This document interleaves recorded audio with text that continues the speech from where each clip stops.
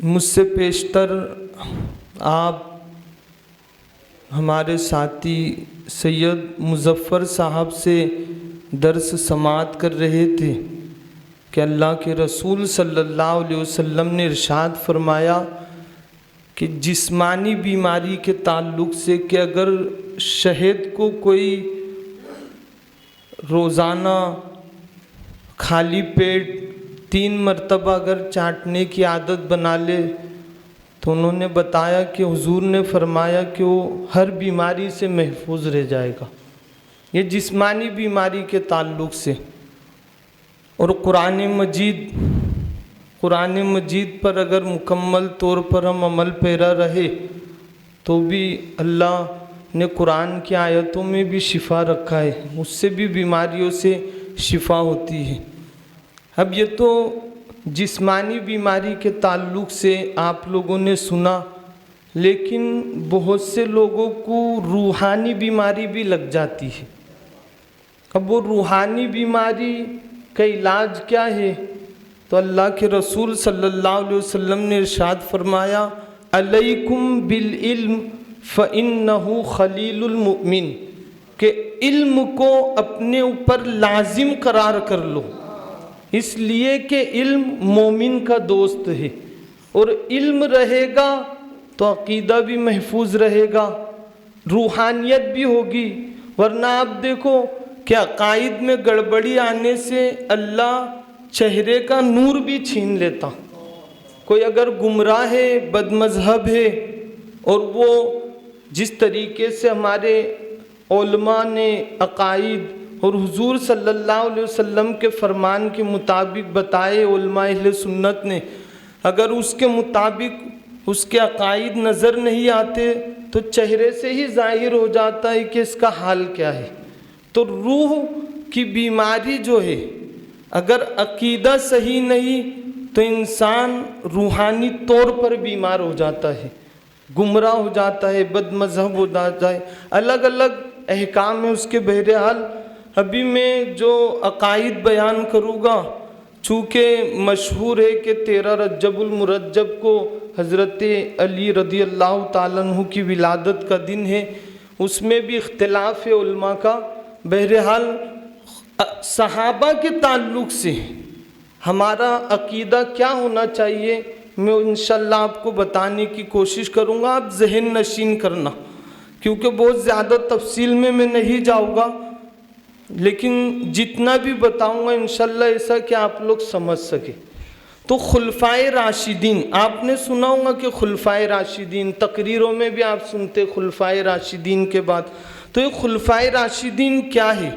رسول اللہ صلی اللہ علیہ وسلم کے بعد آپ کے خلیفہ برحق و امام مطلق سیدنا ابو بکر صدیق رضی اللہ تعالی عنہ ہے، یعنی سرکار کے بعد روئے زمین پر اگر کسی کی ذات معتبر، حالانکہ سب صحابہ معتبر تھے، لیکن نائب مصطفیٰ بننے کے جو کمالات جن میں موجود تھے وہ حضرت ابو بکر صدیق کی ذات تھی۔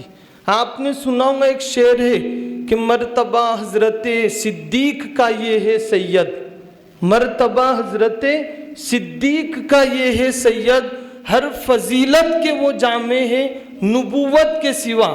تو کیونکہ اللہ کے رسول صلی اللہ علیہ وسلم مقام نبوت پر فائز تھے، اور وہ جو مقام تھا نبوت کا وہ اللہ کے رسول صلی اللہ علیہ وسلم پر ہی ختم ہو گیا، اب کسی کو نبوت کا مقام نہیں ملے گا۔ ہاں یہ ایک الگ بات ہے کہ حضرت عیسیٰ آئے گے، لیکن وہ بھی مصطفیٰ جان رحمت کے امتی بن کر آئے گے، اور وہ تو نبی پہلے سے ہی ہے، اللہ نے انہیں آسمان پر اٹھا لیا گا، پھر وہ آئے گے، لیکن اللہ کے رسول صلی اللہ علیہ وسلم کا وہ کلمہ پڑھے گے۔ تو مقام نبوت کے علاوہ صدیق اکبر کی ذات وہ ہے کہ اللہ نے صدیق اکبر کی ذات میں جتنے کمالات حضور میں موجود تھے وہ صدیق اکبر رضی اللہ تعالیٰ عنہ میں، تو وہی نائب رسول بنے، خلیفہ بنے۔ اب بہت سے لوگ اس طریقے کی باتیں کرتے ہیں کہ حضرت علی رضی اللہ تعالیٰ عنہ اس کا حق رکھتے تھے، وہ اس اعتبار سے یہ بات کرتے ہیں کہ حضور صلی اللہ علیہ وسلم کے چچا زاد بھائی حضرت علی تھے. تو یاد رکھنا خلافت اور وراثت میں بہت فرق ہے. وراثت جو ہوتی ہے وہ مال کی ہوتی ہے. باپ چلے جائے دنیا سے تو بیٹوں میں وراثت تقسیم ہوتی ہے. اگر بیٹے نہیں ہیں تو دیگر اعز و اقارب جو ہوتے ہیں اس کے اعتبار سے وراثت کے بھی بہت طویل مسائل ہیں، وہ رشتہ داروں کو دیا جاتا ہے. لیکن خلافت میں ایسا نہیں ہے. خلافت میں اہل دیکھا جاتا ہے. اب میں وضاحت کر دوں ورنہ لوگ الگ الگ طریقے کی باتیں کرتے. اب ایسا نہیں ہے معاذ اللہ کہ حضرت علی جو ہے وہ اہل نہیں تھے، وہ اہل تھے، لیکن سرکار کی نظر کرم صدیق اکبر پر تھی. حضور نے صدیق اکبر کو چن لیا تھا، تو حضرت صدیق اکبر کی ذات یہ ہے. تو خلافت جو ہے وہ یہ دیکھا جاتا ہے کہ جس شخصیت کی آپ کو خلافت دی جا رہی ہے آپ اس کے مشن کو صحیح طریقے سے لے کر چلیں گے یا نہیں چلیں گے. ورنہ آج کی خلافتیں تو آپ جانتے، کبھی کبھی تو دنگ ہو جاتے ہیں، ارے یہ خلیفہ ہے، ارے ان کا خلیفہ ہے. دنگ ہو جاتا آدمی، اور لوگ فخر سے بیان کرتے پھرتے یہ ان کے خلیفہ بن گئے. یعنی اب خلافتیں وہ نہیں جو خلافتیں آپ دیکھیے، جو حضور اعلیٰ حضرت کے خلفاء کو دیکھیے، آپ مفتی اعظم ان کے خلفاء کو دیکھیے، حضور تاج الشریعہ، یہ لوگوں کی بھی انہوں نے بھی خلافتیں دی. لیکن اب ایسا دور آ گیا ہے کہ خلافت دینے والا صحیح مشن پہ نظر نہیں آتا، نہ خلیفہ نظر آ رہا ہے. یہ سب حالات ہیں. تو صدیق اکبر وہ مقام رکھتے تھے، اللہ کے رسول نے ان کو خلافت سے نوازا. اور یاد رکھنا بہت سے لوگ یہ کہتے کہ غصب کر لیے، حضرت علی کا حق تھا، لیکن خود صدیق اکبر کی خلافت پر حضرت عمر ابن خطاب، حضرت عثمان اور حضرت علی اور جتنے بھی صحابہ جب موجود تھے تمام نے اتفاق کیا اور صدیق اکبر کو خلیفہ اول بنایا اور تسلیم کیا. تو حضرت عمر فاروق ہے، پھر حضرت عثمان غنی رضی اللہ تعالیٰ عنہ. صدیق اکبر ترتیب کے اعتبار سے بھی افضل ہے اور فضیلت کے اعتبار سے بھی افضل ہے، ورنہ ترتیب میں بھی الجھ جاتے بہت سے لوگ. حضرت مولا علی رضی اللہ تعالیٰ عنہ پھر چوتھے نمبر پر ہے، پھر حضرت امام حسن رضی اللہ تعالیٰ عنہ. ان حضرات کی خلافت کو خلافت راشدہ کہتے ہیں. یعنی حضرت امام حسن تک جو خلافتیں چلتے آئی وہ خلافت راشدہ ہے. اس لیے کہ ان صاحبوں نے حضور کی سچی نیابت کا پورا حق ادا کیا. کیا کیا؟ پورا حق ادا کیا. اب دیکھو عقیدہ دیکھیں، خلافت راشدہ کی مدت. عقیدہ منہاج نبوت پر، یعنی اللہ کے رسول صلی اللہ علیہ وسلم کے طریقے پر خلافت حقہ راشدہ 30 سال رہی. یعنی حضرت سیدنا امام حسن رضی اللہ تعالیٰ عنہ کے 6 مہینے پر ختم ہو گئی. پھر امیر المؤمنین عمر بن عبدالعزیز کی خلافت راشدہ ہوئی، اور اخیر زمانے میں حضرت امام مہدی رضی اللہ تعالیٰ عنہ کی ہوگی. حضرت امیر معاویہ اول ملوک اسلام ہے، یعنی اسلامی سلطنت کے جو ہے وہ بادشاہ ہے. کون؟ حضرت امیر معاویہ. اب یہاں پر بھی ایک چیز میں بتا دوں آپ کو کہ حضرت امیر معاویہ کے تعلق سے بھی لوگ یاد رکھنا، صحابی رسول کوئی بھی ہو اگر ذرہ برابر بھی توہین اور ان کی گستاخی کی جائے گی تو ہمارا ایمان ختم ہو جائے گا. حضرت امیر معاویہ صحابی رسول ہے، ان کے تعلق سے بھی الگ الگ طریقے کی لوگ باتیں کرتے ہوئے نظر آتے. میں آپ سے یہی کہوں گا کہ اللہ نے اگر علم دیا تو ہی آپ ان چیزوں پر گفتگو کریں، ورنہ خاموش ہو جائے. اور صحابہ کے مسئلوں میں تو ہمیں گفتگو کرنے کا حق ہی نہیں ہے. صحابہ ان کے مسائل، ہم کون ہوتے کہ یہ افضل، یہ ایسا، وہ ایسا کرنے میں پھر ہماری ایمان کی ایسی کی تیسی ہو جائے گی، پتہ بھی نہیں چلے گا. لوگ علم حاصل نہیں کرتے اور اس طریقے کی تقریروں میں سوشل میڈیا کا دور ہے، کئی قسم کے الگ الگ مکتب فکر کے لوگ آ کے تقریریں کرتے، عقائد بیان کرتے، اس میں ہم الجھ کے رہ جاتے۔ تو حضرت امیر معاویہ کیا ہے؟ اول ملوک اسلام، یعنی اسلام کے پہلے بادشاہ ہیں۔ اب دیکھو افضل خلیفہ کون؟ عقیدہ دیکھو، انبیاء و مرسلین کے بعد تمام مخلوقات الہی جن و انس و ملک سے افضل صدیق اکبر رضی اللہ تعالیٰ عنہ، یہ عقیدہ ہے ہمارا، یاد رکھنا۔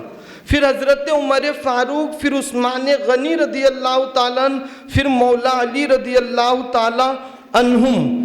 جو شخص مولا علی کو صدیق یا فاروق سے افضل بتائے وہ گمراہ و بد مذہب ہے۔ کیا ہے؟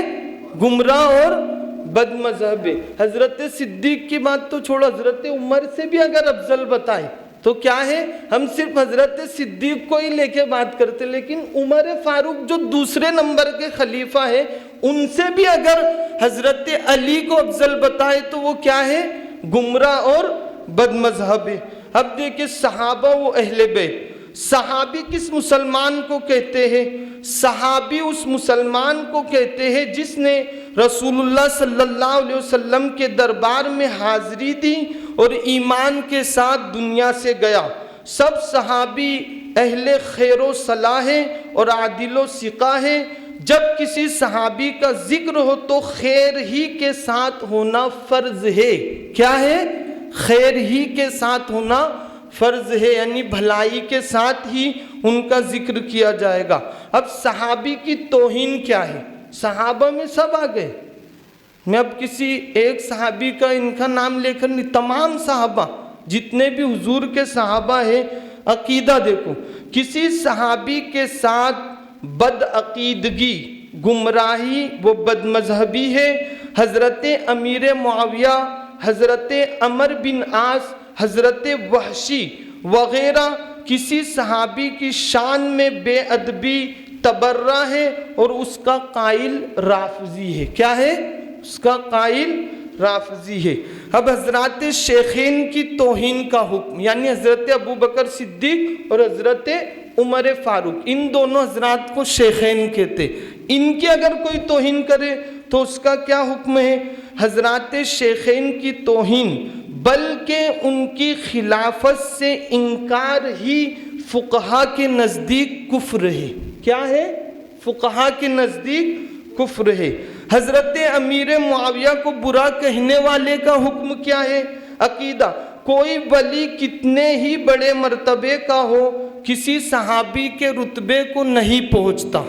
وہ کوئی بھی، چاہے وقت کا غوث ہو یا ہندل ولی عطائے رسول، کوئی بھی ولی ہو، وہ صحابی کے مرتبے کو نہیں پہنچتا۔ حضرت علی سے حضرت امیر معاویہ رضی اللہ تعالیٰ عنہ کی جو جنگ ہوئی وہ جنگ خطائے اجتہادی ہے، جو گناہ نہیں۔ اس لیے حضرت امیر معاویہ رضی اللہ تعالیٰ عنہ کو ظالم، باغی، سرکش یا اور کوئی برا کلمہ کہنا حرام و ناجائز بلکہ تبرہ و رفض ہے۔ کیا ہے؟ رفض ہے۔ حضرت حسن نے خود حضرت امیر معاویہ کو تخت پر بٹھایا تھا، تو جس سے حضرت حسن جس کی تعظیم کرے ہم ان سے جھگڑا نہیں کرتے، اور امام حسین جس سے جنگ کرے اس سے صلح نہیں کرتے، سمجھے؟ ورنہ یزید اور امیر معاویہ کو لے کے بھی لوگ یہ مغالطے میں پڑ جاتے کہ یزید تو بیٹا تھا نا ان کا، ارے وہ کیوں نہیں ارے وہ بیٹا تھا لیکن نالائق بیٹا تھا، یہ کیوں نہیں سمجھتے آپ؟ اگر فرما بردار ہوتا تو باپ کے نقش قدم پر چلتا ہو۔ بیٹے تو دو طریقے ہوتا نا، ایک نالائق ہوتا اور ایک لائق ہوتا، ایک اطاعت گزار ہوتا اور ایک نافرمانی کرنے والا۔ تو یہی سمجھ کے چلو نا، یہ کیوں بولتے کہ امیر معاویہ کا بیٹا تھا، حضرت امیر معاویہ نہیں سمجھا سکتے تھے، یہ نہیں، وہ بیٹا تھا، اس میں کوئی شک نہیں ہے، لیکن وہ نالائق بیٹا تھا، سمجھے؟ تو یہ سب عقائد کو سمجھو، اور اللہ کے رسول کے صحابہ کے تعلق سے جو جو عقیدہ علماء اہل سنت اور ہمارے مذہب اہل سنت والجماعت میں بتایا گیا اس کو آپ سیکھو اور اس پر ہی تا دم حیات قائم رہو۔ اللہ کی بارگاہ میں دعا ہے کہ اللہ تعالیٰ ہم سب کی بد مذہبوں کے عقائد سے ہماری حفاظت فرمائے اور مرتے دم تک ہم سب کو عقائد اہل سنت پر وہ قائم و دائم فرمائے۔